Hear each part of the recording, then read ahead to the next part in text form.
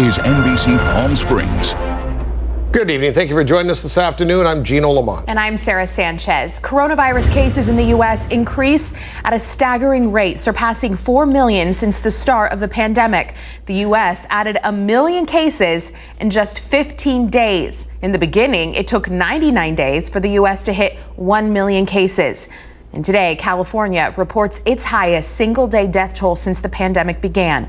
The positivity rate in the state is nearing 8%. Unemployment claims are up again. Another 1.4 million people filed for first-time benefits last week.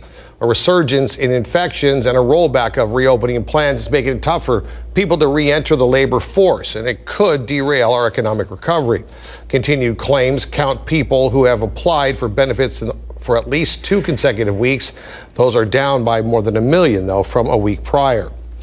In 8 days, the CARES Act runs out. The CARES Act had put an extra $600 a week in Americans' pockets on top of state unemployment. Republican senators and White House negotiators say they've reached a deal on key details of a new stimulus package. The $1 trillion plan would include $105 billion for helping kids get back to school. House Democrats passed their own $3 trillion proposal in May and have been waiting on a response from the Senate. Let's take a look at the latest COVID-19 numbers from Riverside County and the entire Coachella Valley. Over 800 new cases were reported in Riverside County today. More than 200 of those were from our valley. 20 new deaths were also reported in the county, 12 of those from the valley. In the past 2 days, there have been nearly 50 deaths from our county. Gyms and hair salons in many California counties are shut down again after Governor Newsom's newest orders. And now one valley city could be shutting down even further. Our Nico Payne is live now in Palm Springs, where the city council will be discussing that and other issues tonight. Nico. That's right. Palm Springs has been one of the valley's leaders during this pandemic when it comes to heavy restrictions. And tonight, County Public Health Officer Dr. Cameron Kaiser will be advising the council on what to do amid growing COVID-19 numbers.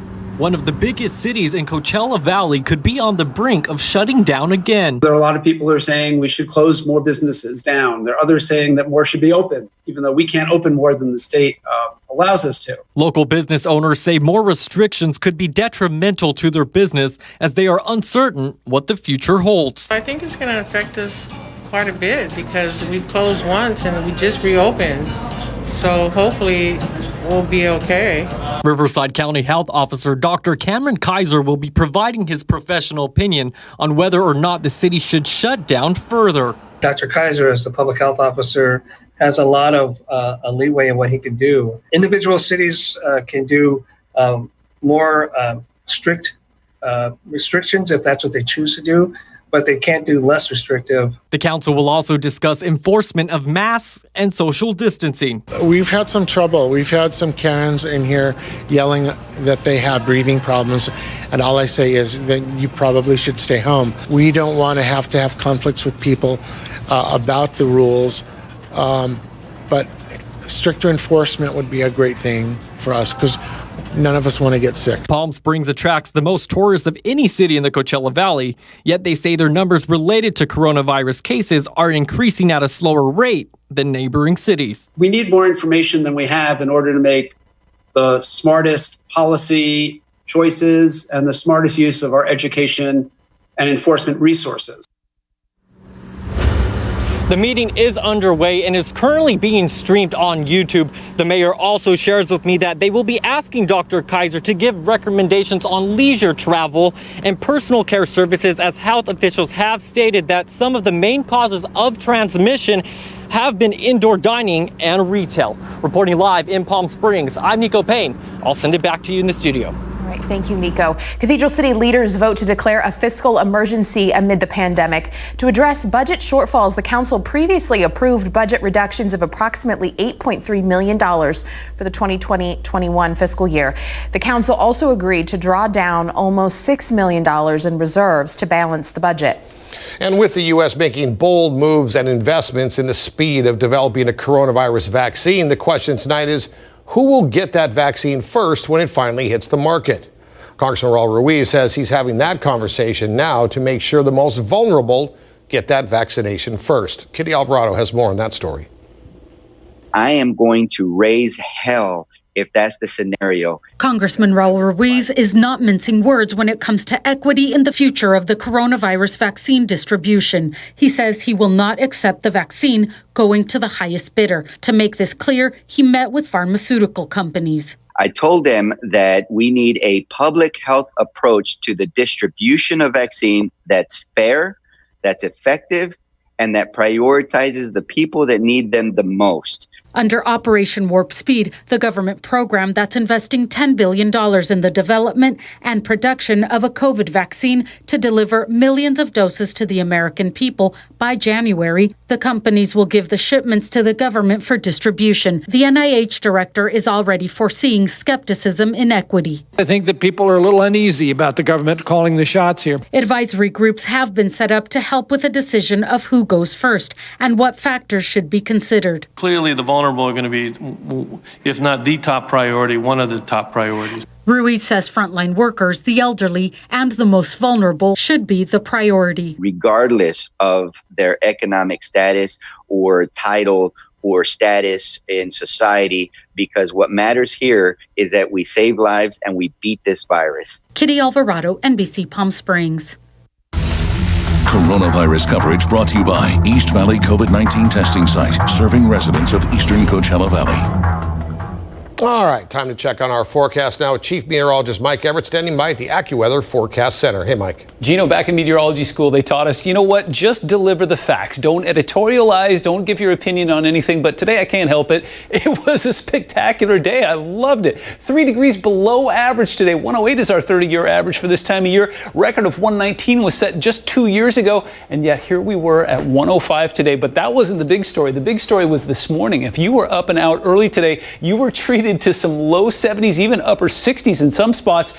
Big Bear got to 36 degrees overnight last night. Here's what's happening, and it's all about what you're not seeing. Low pressure system we've been having a hard time identifying over the last couple of days is parked firmly off the coast. Now, there's no moisture associated with it, and that's really why it's difficult to see. But what it's doing is continuing to push that flow on shore. In fact, the marine layer was thick, was about 2,500 feet again this morning. There was some inland fog, but what it did for us is kept those temperatures regulated, and it looks like we're going to get to keep that for a couple more days. And again, it's keeping that monsoonal moisture, which, by the way, is very active, well off towards our east. You can see that coming off of mainland Mexico into Arizona, New Mexico, Colorado, and even Utah getting a piece of that. That is not on our horizon for at least another 6 or 7 days. So get out and enjoy. Taking a look right now.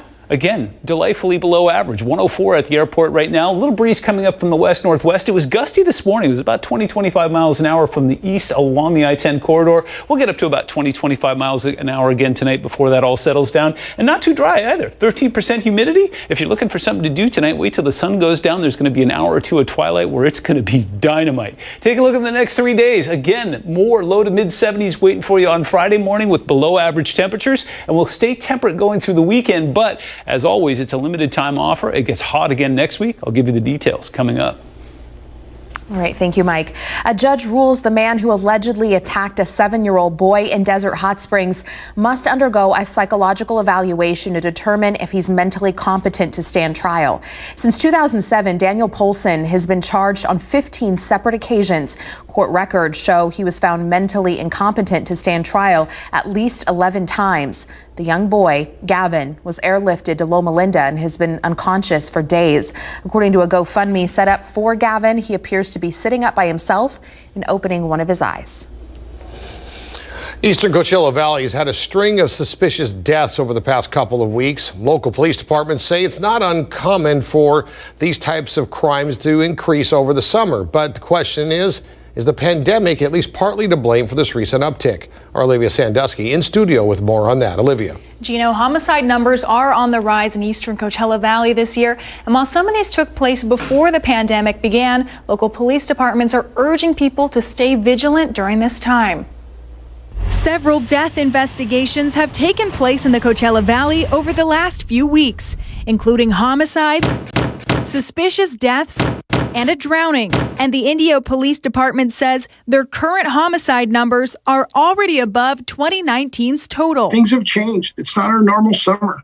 You know, there's a pandemic going on. There's a lot of concern. The quality of life has changed, and it's been more of be careful. Many of the investigations are ongoing, but the activity isn't unique to the Coachella Valley. A study by the New York Times found that while overall crime is down in 25 of America's largest cities, murder rates are up 16% compared to last year. Sometimes it could be related to, gang activity or other kinds of things or drug markets as they shift and change, as well as cultural and social events related to the protest and racial injustice and things like that. So there's various explanations, and the context does matter. Local departments also say domestic violence is on the rise as families deal with the hardships of the pandemic. People are enclosed inside and have fewer opportunities to leave the house. And it might be harder to access support services as well, that this could be playing some factor in explaining the uptick in homicide. Despite the recent string of eastern Coachella Valley deaths, areas like Desert Hot Springs and Indio have seen a decrease in several types of crimes. But police say residents shouldn't let their guard down. People be more at home, should be more vigilant in general. You know, their surroundings. If they see something that's not right, they should report it to the authorities. The Riverside County Sheriff's Department is actively working on these recent cases in the Coachella Valley. They do tell us they don't believe there is a present threat to the public. Olivia Sandusky, NBC Palm Springs. All right, thank you, Olivia. When we come back, we're hearing from the mayor of Portland, Oregon, who was tear gassed by federal agents last night. We're getting his response to what happened. That's coming up after the break. When we welcome our viewers here in the West, those relief payments from the government expire soon. What's holding up a new stimulus bill for jobless Americans? Plus, we'll tell you about pandemic pods, an alternative to classrooms or even typical homeschooling. We'll explain on Nightly News.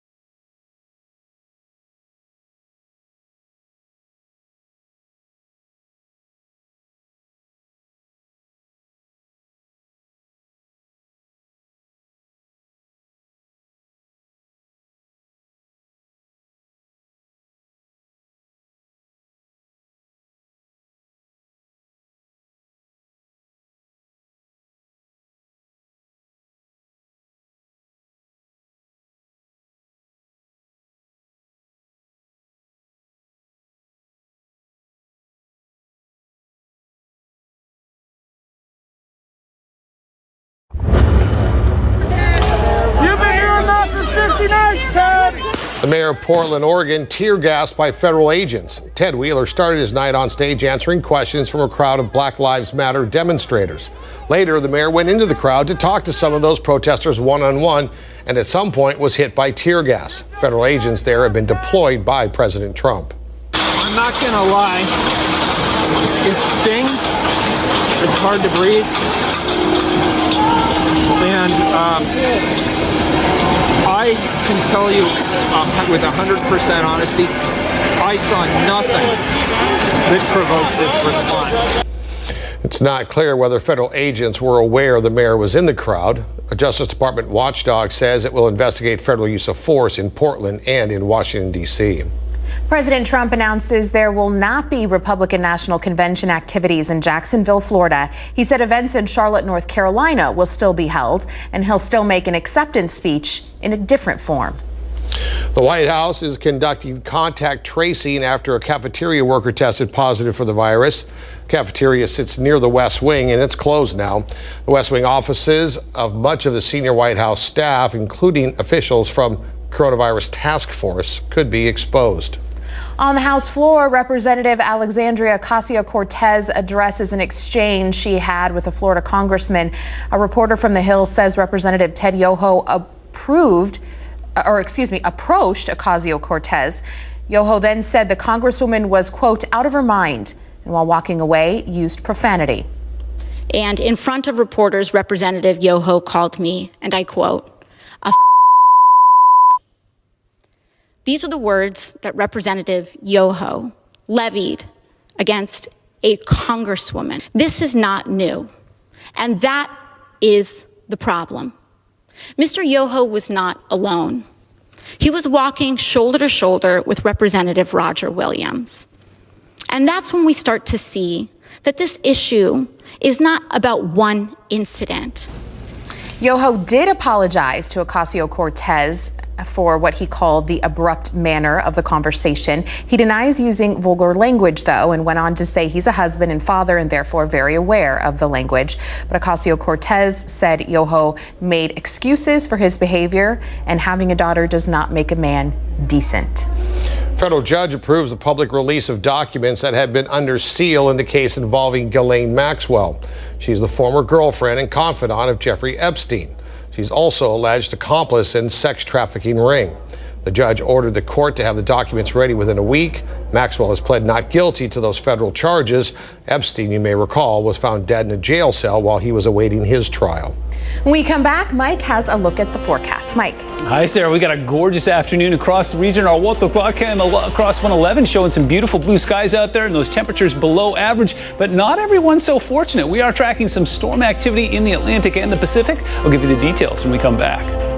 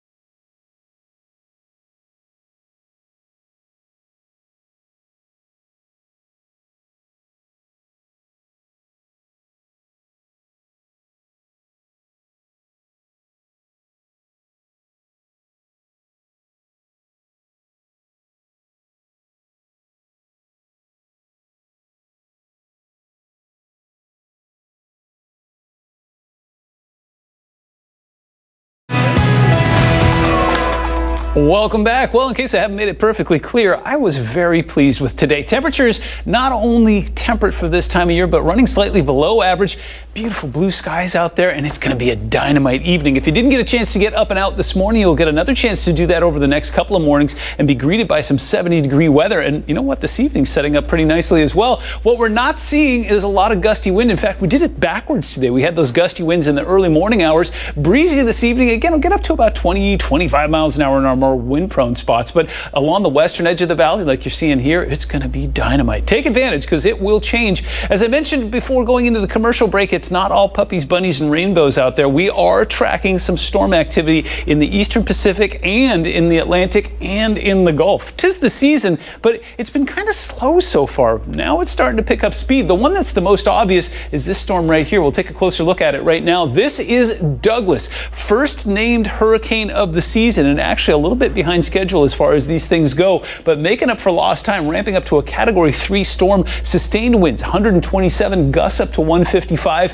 Is expected to lose some of its mojo as it moves closer to the Hawaiian Islands there. In fact, it'll back off to a Category 1 and then to tropical storm status. I'll give you a closer look at that in just a moment here. TD8 just formed in the Gulf overnight last night. Doesn't look like it's going to get a chance to form into a full hurricane. It's going to be moving towards the coast pretty quickly. But there is some warm water. We're talking 80, 85 degrees there. It's going to bring some wind and rain into parts of Texas and to mainland Mexico. And then this is Gonzalo, the 7th named storm of the season. Ramped up to Category 1 status briefly, but now has backed off. The big concern here is that it will move into some warmer water as it goes towards Jamaica and the Cayman Islands. Will stay away from Puerto Rico. Thank you very much. But the future is uncertain. If it goes into that warm water of the Gulf, we could be tracking another hurricane making its way into that region. It's something we'll keep a close eye on, but it'll take a few days to happen. I want to break down Douglas a little bit more because, well, it's headed towards Hawaii. So Category 3 is vicious, but as I mentioned earlier, as it gets closer to the islands there, it'll back off to tropical storm status. Sustained winds in the low 50s, gusts to about 60 miles an hour. They can handle that. There'll be plenty of rain as well. Of course, we'll let you know about any updates as that develops. 85 tomorrow in New York, 79 in Toronto, 88 in muggy. It just won't stop raining in Miami, 96 in Dallas, 100 in Phoenix, and then a bit of a mixed bag up and down the coast, 66 in San Francisco. It's been foggy there. 75 in Portland, 70 in Vancouver, upper 60s in Seattle. Nice. There has been an issue over the last couple of days. As I mentioned, the marine layer has been thick, and if you are traveling towards the west, you will encounter some patchy fog. 60, I-10, and especially 215 near Paris and Menifee. That'll mix up and out around 9 or 10 o'clock in the morning. Current temperatures right now, look at this. 106 in Havasu, it's 93 in Phoenix, 104 in Palm Springs, and some low 70s along the coast. Currently 73 in LA, 67 in Santa Barbara, and a bit on the gray side there. 102 in Thousand Palms, 104 in Coachella, upper 80s in the Yucca Valley, 70 in Big Bear after starting in the 30s this morning. Current winds coming in from the northwest, no issues, no worries there, and quick cooling tonight. We get ourselves down to 80 by 2 a.m. We start in the low to mid 70s once again on Friday, and we stay delightfully below average. 107 in Palm Springs, Palm Desert in India, 106 in Thousand Palms, upper 90s if you want to head out to Joshua Tree. Still bring plenty of water, but it won't be blistering hot out there. That will change though. Here's what happens as we go over the next 7 days. Your Comfort Air 7-day forecast is showing some more 112, 110, 113 stuff returning next week. So get out, take advantage.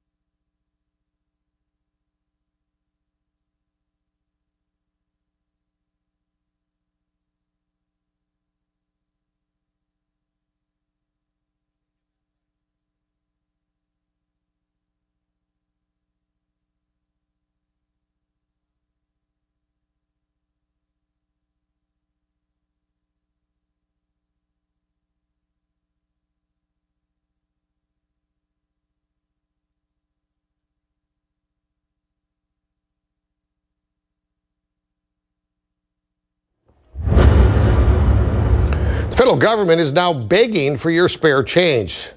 The nationwide coin shortage brought on by the pandemic is making life tough for banks and stores. The U.S. Mint is asking people to pay with exact change and find other ways to return coins to circulation. Last month, the Federal Reserve chairman said the coin shortage is because most people are staying at home during the pandemic and not putting cash into circulation or doing what the rest of the world is doing, which is paying by card. 59% of Americans say they don't plan on renewing their gym memberships once the pandemic is over. Most say the pandemic helped them find more affordable ways to get exercise. Experts say the shift is likely due to Americans turning to cheaper fitness apps, buying home equipment, and taking walks or running. We'll be right back after this.